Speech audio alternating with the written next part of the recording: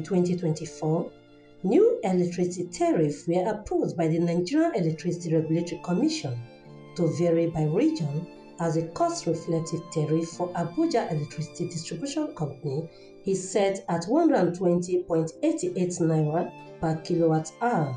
And distributed 5,003.45 megawatts.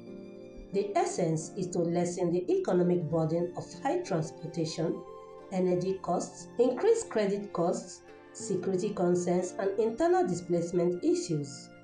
Consequently, to ameliorate these pressures on the citizens, the Central Bank of Nigeria has been implementing its monetary measures, but much is still required by the federal government to ensure that its financial policies target women's plight.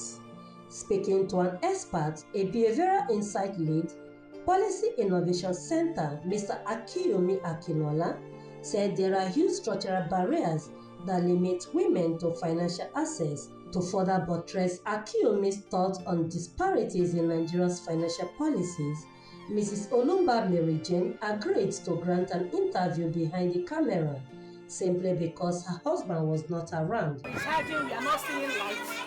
Upon that, we are buying blocks. 45% of the population of women who are financially included compared to 55% of men. And that tells you that a man will likely be financially included more than a woman in Nigeria. Also, given the hike in electricity tariff and power outages, Mrs. Ifeanyi Goodness, a frozen food seller and Chief Executive Officer of the Event by I.O. and Immaculate Kitchen, Obi Chidozie, among others, said they are running losses as the situation has a great influence on the price of commodities. For this increment, I do put like 6,000. I can use it for like 2 weeks or get into 3 weeks.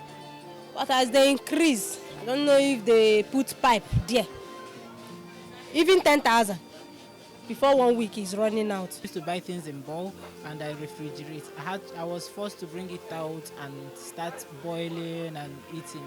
It's a huge loss for me. The most worrisome part, even for people, is that they feel that they are not getting enough value in terms of commensurate level of energy compared to the pricing units of energy. This is as the Minister of Power Adebayo Adelobu and his counterpart for Trade and Investment, Dr. Doris Nkiruka, had recently said the country had made a significant progress to meeting the demands of the end users in the country. We have laid a solid foundation from legislation to policy to liquidity to infrastructure to generation to transmission distribution.